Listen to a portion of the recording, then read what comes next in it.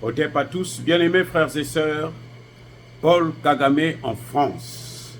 Paul Kagame reçu en grande pompe par Emmanuel Macron. Pourquoi je dis que Paul Kagame est reçu en grande pompe par Emmanuel Macron? Puisque Paul Kagame arrive à Paris,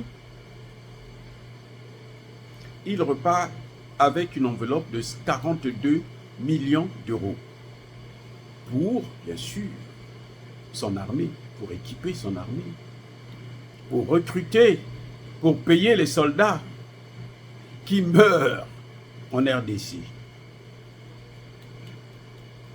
Maintenant, pourquoi je vous parle de ça? C'est pas qu'on est jaloux, non, non, non, non. Le Congo, là, la RDC, ce n'est pas 42 millions qui le fait vivre. On a vu que la DGI, hein, le service de douane, de taxes et impôts, là, il est arrivé des moments où le directeur de la DGI vous faisait rentrer 1 milliard de dollars. Eh oui. Donc, ce n'est pas 42 millions, c'est rien pour le Congo. 42 millions. C'est le salaire des membres du gouvernement. En tout cas, l'ancien membre du gouvernement de Tshisekedi. Mais c'est le symbole, c'est le geste. Parce que 42 millions, vous allez faire quoi avec? Vous croyez qu'on peut développer un pays avec 42 millions? On peut équiper une armée avec 42 millions? Non, c'est pas possible. Le symbole que je voudrais vous faire remarquer, c'est lequel? C'est que Tshisekedi était il y a 1 mois et demi ou 2 mois. Même pas. C'est en mai que Tshisekedi, si j'ai bonne mémoire, était à Paris. Tshisekedi est venu dans ses valises. Il est venu avec des marchés qu'il proposait à Macron. Il a donné à Emmanuel Macron la construction du métro urbain, du train urbain de la ville de Kinshasa. 20 millions d'habitants. C'est plus grand que Kigali. Non, j'allais dire plus grand que le Rwanda. C'est ça que Tshisekedi est venu donner cadeau à la France. Quand Tshisekedi tourne le dos, Emmanuel Macron va signer des accords avec Kagame pour dire « je te soutiens ». Emmanuel Macron a répété encore à Kagame que nous soutenons votre action pour la recherche des génocidaires. Il faut tous les traduire en justice. Et là, on prend une enveloppe de 20 millions parce que le gars a des difficultés, parce qu'il est en train de perdre des hommes.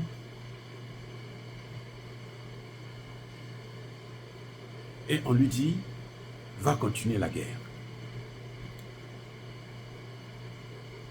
Alors, mon problème, c'est avec Tshisekedi. J'espère que cette fois-ci, Tshisekedi a compris la leçon. Vous savez, les Occidentaux, là, ils ne respectent que des gens qui se font respecter. Si vous ne vous faites pas respecter, ils ne vous respecteront jamais. D'aucuns me diront que c'est la réponse à Tshisekedi qui a dit que les Russes et les Chinois passent par la grande porte alors que vous passez par la fenêtre. Non, ce n'est pas la réponse. Puisque ça fait longtemps qu'ils sont en train de faire la même chose. Et ça fait longtemps que Tshisekedi continue à courir de capitale occidentale à capitale occidentale. Dernièrement, lors du sommet de USA-Afrique, Tshisekedi est venu. Il a voulu rencontrer Joe Biden. Joe Biden a refusé, alors que Joe Biden venait de recevoir William Ruto. Vous voyez, donc, on ne peut pas accepter de se faire humilier comme ça tout le temps. Et nous ne pourrons pas supporter un président, notre président, qui se fait humilier par les mêmes à tout le temps. C'est ça mon vrai message à Tshisekedi. Il faut qu'il tire la leçon. Ce n'est pas les 42 millions. Non, c'est le symbole, c'est le geste. C'est l'humiliation. C'est la dignité. Parce qu'après avoir tout perdu, la seule chose qui reste à l'homme, c'est sa dignité. Je répète, après avoir tout perdu. La seule chose qui reste à l'homme, c'est sa dignité.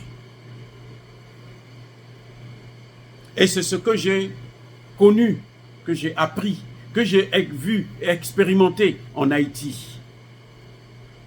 Lors du tremblement de terre de 2010-2012, comme ça. J'étais en Haïti. Il y a eu des millions de morts. Les Nations Unies ont perdu plus de 150 fonctionnaires. Le building dans lequel je travaillais, il est tombé écrasé. De 6 étages, hein. Tout a disparu comme ça, en une seconde. Le chef de la mission, le représentant spécial du secrétaire général est tombé. Son adjoint est tombé. La troisième personnalité est tombée. C'est-à-dire qu'on a décapité la tête de la mission. Les Américains arrivent pour aider les Haïtiens. Vous savez ce que les Américains ont fait? Ils ont pris des hélicoptères. Ils chargent les vivres et ils viennent, ils jettent ça. Ils larguent les vivres.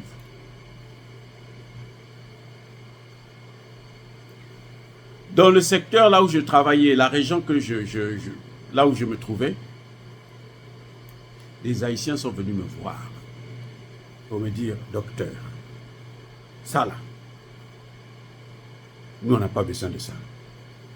Vaut mieux qu'ils gardent leur nourriture, qu'ils nous laissent dans notre misère. C'est ça qu'on appelle la dignité.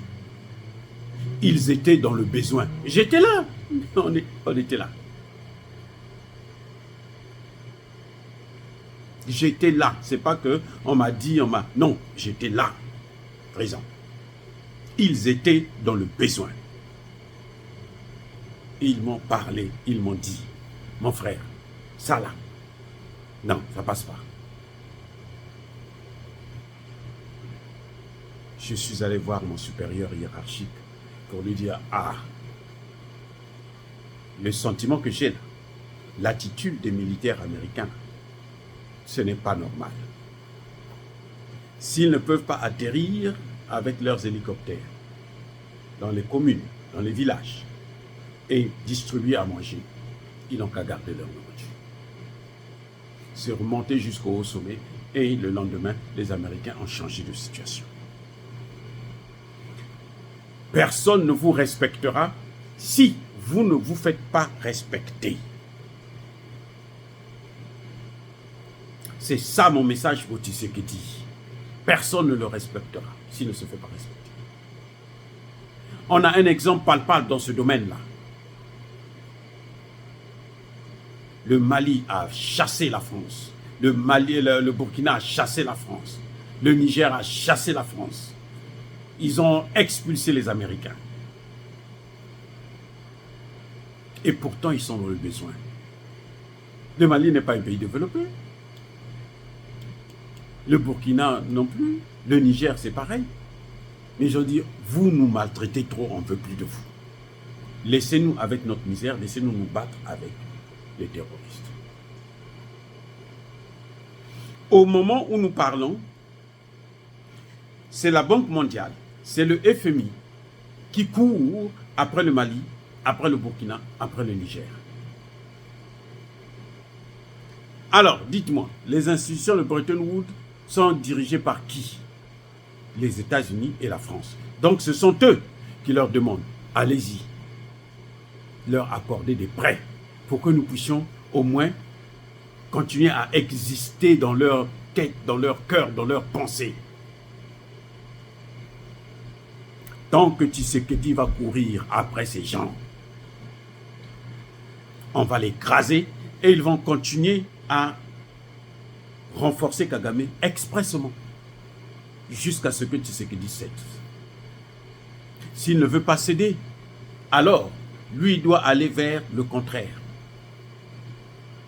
Il doit aller en Russie. Qui a dit à Tshisekedi de ne pas mettre les pieds en Russie?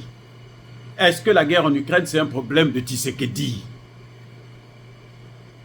l'Ukraine est venue ouvrir l'ambassade au Congo et au Rwanda. Tshisekedi accepte de telles imbécilités. Mais comment veux-tu qu'on te respecte? Il est allé au Rwanda, c'est ton ennemi, alors il n'est pas ton ami. Monsieur, restez là-bas. On va coopérer depuis là-bas. Avant l'Ukraine, avant que l'Ukraine ait ouvert son ambassade au Congo, comment le Congo vivait? Donc, M. Tshisekedi doit savoir, ce monde-là, il est divisé. Il est divisé. Maintenant, là, il est divisé. Ou tu es avec le monde unipolaire, ou tu es avec le monde multipolaire, là où on va respecter un peu ta dignité. Là où on va t'accorder un peu de souveraineté. Tu ne peux pas suivre deux lièvres à la fois. Je ne sais pas quels sont parce que bon, Tshisekedi, c'est un chrétien, il s'entoure des chrétiens. Je ne sais pas quels sont les conseils qu'on lui donne. Si c'est la prière, là, ça ne va rien changer. Je peux vous garantir. Vous pouvez prier nuit et jour et vous ne faites rien pour assurer votre souveraineté. Vous n'allez jamais la voir. Personne ne viendra sauver le Congo qu'en dehors des Congolais eux-mêmes, en dehors des Africains. Et c'est ce que nous faisons notre part de notre côté. Nous avons étudié ces questions et nous apportons notre contribution. Si vous nous écoutez, c'est bien. Si vous ne nous écoutez pas, l'histoire nous jugera un jour. Il ne s'agit pas de prier. Poutine que vous voyez là, qui est en train de faire la guerre en Ukraine, c'est un grand chrétien. Il n'y a pas quelqu'un, ça dit que Poutine, les seuls qu'il respecte, qui peuvent l'arrêter, c'est le pape orthodoxe. C'est pas Biden. Mais pourtant, il fait la guerre. Hein. Poutine a dit qu'il va armer les ennemis des États-Unis et de l'OTAN. C'est le moment d'en profiter, M. Tshisekedi, de consolider, d'avoir des rapports de coopération, de signer des accords jusqu'au nucléaire. Vous en avez les moyens, vous en avez l'argent. Les Russes ont la technologie, on vous transmet la technologie. C'est maintenant, c'est pas demain.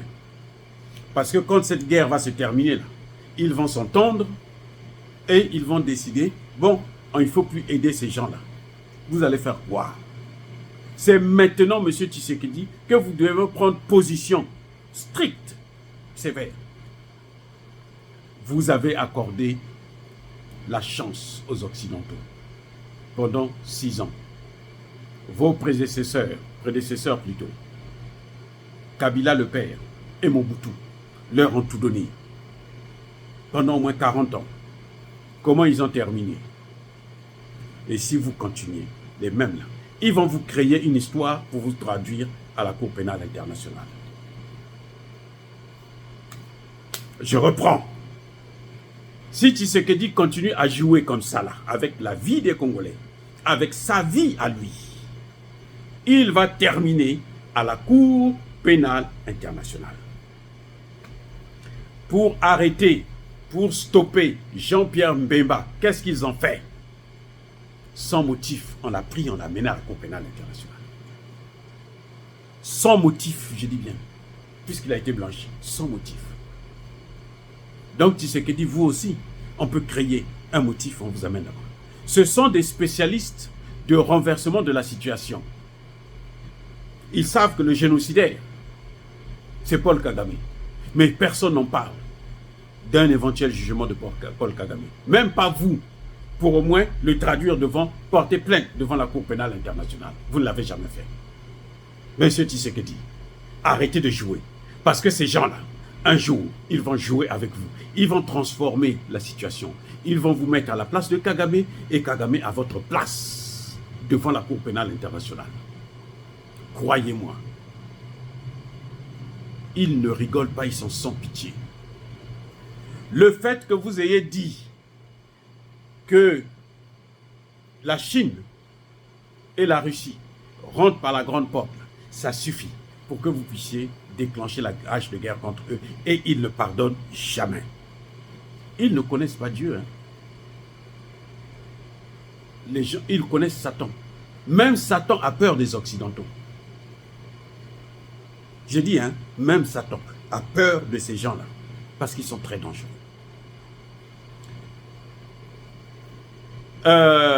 Kadhafi avait de bonnes relations avec Vladimir Poutine avant qu'on ne l'assassine. Poutine avait à chercher à parler à Kadhafi pour lui dire arrête avec ça, fais attention. Mais Kadhafi croyait que les Occidentaux, comme on l'a reçu à Paris, et les États-Unis étaient bien avec lui, il croyait que c'était la fin du monde. Qui l'a tué? Les mêmes. Poutine vient d'envoyer son ministre des Affaires étrangères en Afrique. Le message est clair. C'est pour dire aux Africains, regardez ce qui est en train d'arriver. Pour dire aux Tchadiens, aux Congolais. Et quand il parle au Congo-Brazzaville, il lui dit, regarde là-bas, parce que s'il vient lui-même directement à Kinshasa, là, ça ne va pas être bon. Donc depuis Brazzaville, il envoie le message. Ces gens-là, ils vont vous exterminer. Faites attention. C'est le message que personne ne vous dit, mais en réalité, Lavrov est venu en Afrique là, pour avertir les pays africains du danger qu'ils sont en train de courir. Ceux qui écoutent, tant mieux. Ceux qui n'écoutent pas, tant pis pour eux. Donc, M. Tshisekedi, vous voyez l'accueil qu'on accorde à Kagame. Ces gens-là, ils aiment ceux qui font couler le sang. Si vous n'êtes pas capable de faire couler le sang, comme Kagame, alors vous ne pouvez pas être leur ami.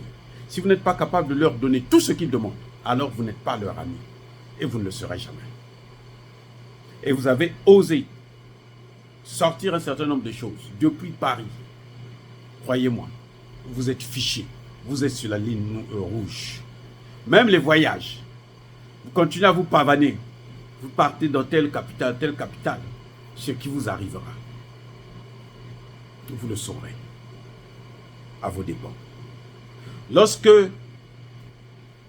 le président Sassou Nguesso vous dit, vous êtes toujours itinéraire. Il y a des Congolais qui disent que, oh ben, il a insulté Tshisekedi. Non, il a averti Tshisekedi. Parce que ça veut dire, ce que ça veut dire là, c'est que Tshisekedi, s'il continue à se balader comme ça, c'est dans un avion qu'on va l'avoir. Vous avez vu comment on a eu l'Iranien? Ce que Sassou a dit à Tshisekedi, c'est un message des Occidentaux. C'est codé. Si vous n'êtes pas expert en politique, vous ne pouvez pas comprendre ces choses-là. C'est codé. Il a dit à son fils, petit, arrête de te balader comme ça. Surtout pas dans les capitales occidentales. Sinon, un jour, tu ne vas pas revenir. Abiyarimana est mort comment? Abiyarimana, il est mort comment? Ce n'est pas dans un avion. 2 présidents sont morts dans un avion. Nandaï est mort dans un avion. Qui a fait ça? Paul Kagame. Et Paul Kagame l'a fait avec qui? Avec les Français, avec les Américains. Tshisekedi, arrêtez de jouer. Si vous voulez vous faire respecter, faites-vous respecter. Si vous continuez, nous, on va jamais, moi, je ne pleure jamais pour des gens qui font l'idiot, qui se laissent, qui abandonnent leur vie. Non. C'est dommage parce que ça va reculer encore le Congo pour le temps de se réorganiser et tout. Et peut-être même qu'ils auront la possibilité de placer un des leurs à la tête du pays. Prenez vos responsabilités. Soyez bénis, abondamment bénis par le Dieu de Kémite et par nos ancêtres angélisés, mais que tous ceux qui persécutent le continent africain le pillent et le déstabilisent, qu'ils soient noirs, blancs, chinois, arabes, juifs, indiens, ou qui qu'ils soient punis, maudits, foudroyés, neutralisés, écrasés, effacés par le Dieu de Kémite et par nos ancêtres angélisés. Vive l'Afrique éternelle. J'ai dit et j'assume.